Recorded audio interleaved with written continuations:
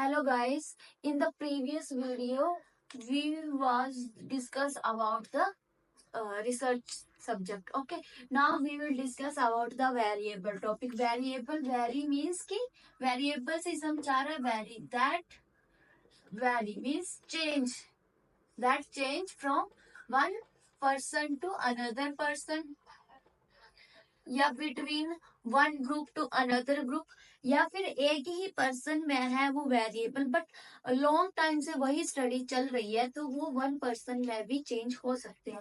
Then variables के कुछ types हैं. फर्स्ट ऑफ ऑल, फर्स्ट है dependent, second one is independent, third one is extraneous,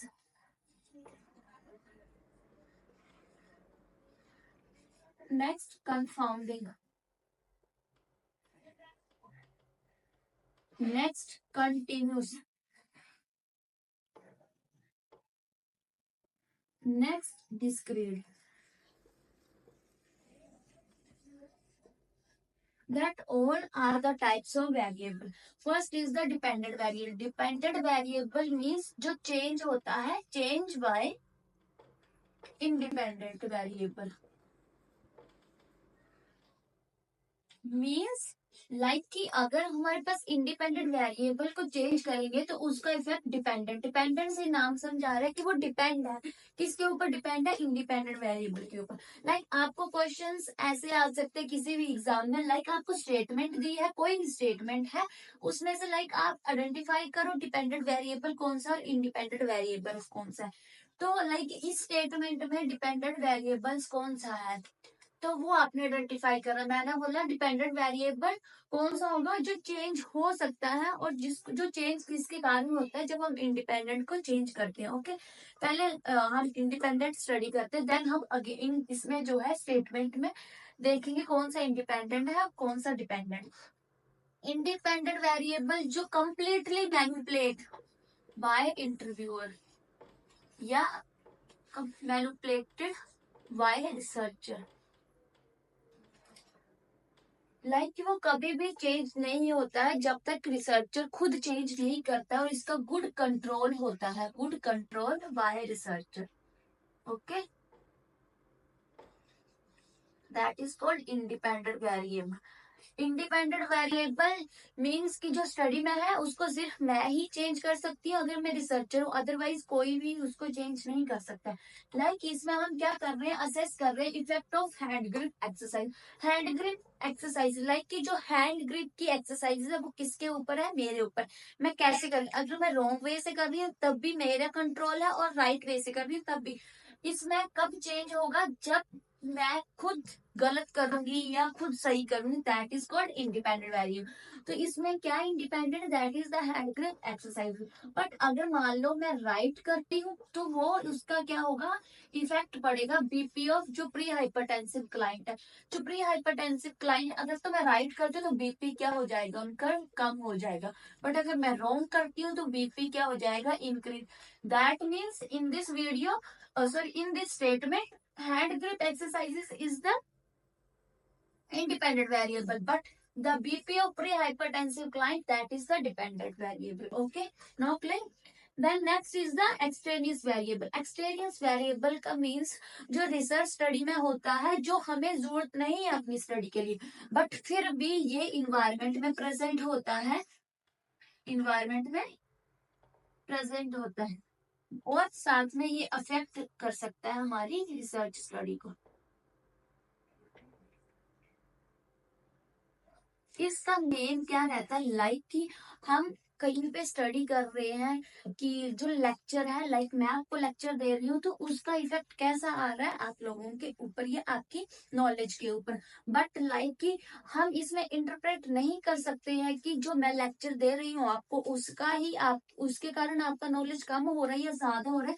अगर वहां पर हमारा लाइक लाइट इशू आता है, ओके, या फिर हमारा इंटरनेट इशू आता है जिससे आपके पास प्रॉपर वीडियो नहीं पहुंच पा रही है, दैट मीन्स वो क्या है, एक्सट्रेनियस वेरिएबल। ओके, मीन्स कि एक्सट्रेनियस वेरिएबल जो हमें जरूरत नहीं है अपनी स्टडी में, बट फिर भी ये हमारी स्टडी को इफेक्ट करता है। और इससे क्या है कि हम जजमेंट नहीं कर सकते हैं कि जो हमारा रिजल्ट आया and result that is because of independent and dependent variable या फिर हमारे एक्सट्रेनियस वेरिएबल के कारण आया। ओके, मैंने क्या बोला, ये इफेक्ट कर सकता है हमारी रिसर्च स्टडी को।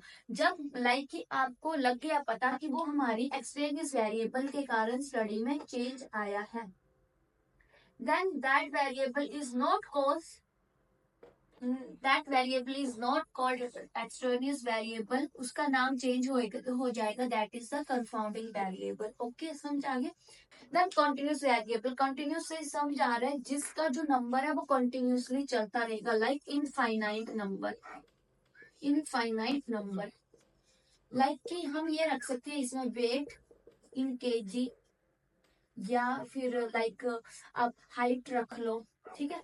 इसका क्या मतलब कि केजी में वेट, किसी का 1000 ग्राम भी हो सकता है, किसी का 15,000 है, किसी का 18,000 है। तो वो क्या है, एक हमारा एक हम ये नहीं बोल सकते कि सिर्फ 1 से लेके 100 तक ही जो है उसका होगा। ये इनफाइनाइट है, मीन्स कि कभी भी कहीं तक भी इसकी वैल्यू जा सकती है, that is called continuous variable. Okay, जो डिस्क्रीट वेरिएबल है उसमें क्या होता है, हमारा फाइनाइट, ये उल्टा है हमारे कंटिन्यूस का। फाइनाइट मीन्स की हमें पता है हमारा टेम्परेचर, ये है temperature, all we know that कि टेम्परेचर की वैल्यू कितनी होती है, 98.6 डिग्री फ़ारेनहाइट से मैक्सिमम 104 डिग्री फ़ारेनहाइट रख लो।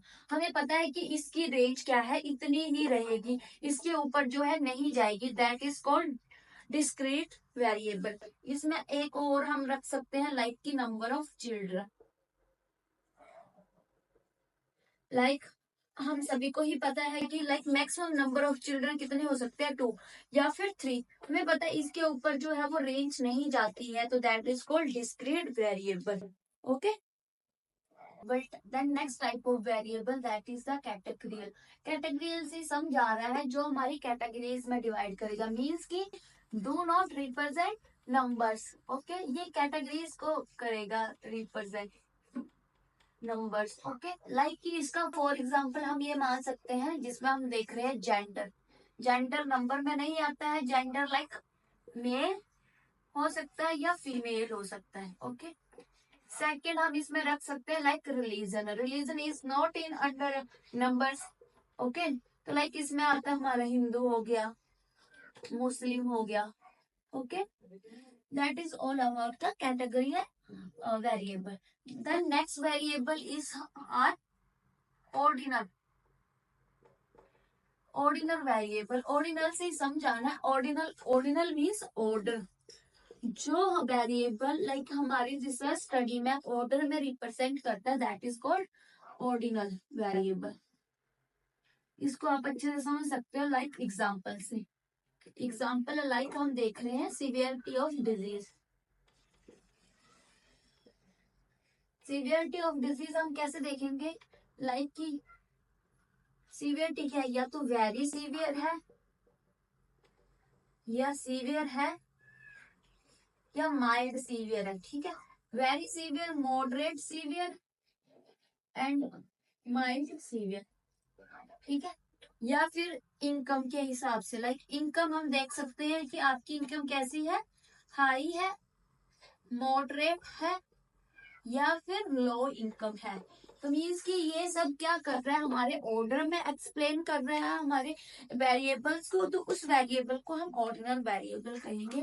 That is all about the variables. Variables में आपको ज्यादा ये याद रखना है कि अगर आपके पास कोई भी स्टडी दी है तो उसमें इंडिपेंडेंट वेरिएबल कौन सा है, डिपेंडेंट वेरिएबल कौन सा। आपको क्वेश्चन है इसमें कोई भी स्टडी दे दी है, आपको इसमें से फाइंड आउट करना है कौन सा जो है आपका वेरिएबल जो वो इंडिपेंडेंट है और कौन सा डिपेंडेंट है। अगर आपको कोई भी डाउट हो आप कमेंट में जो है वो मैसेज कर सकते हैं, मैं उसका आंसर जो आपको नेक्स्ट वीडियो में अपलोड कर दूंगी। ओके, ये आपका सारा जो है वेरिएबल्स के रिगार्डिंग है। Now thank you.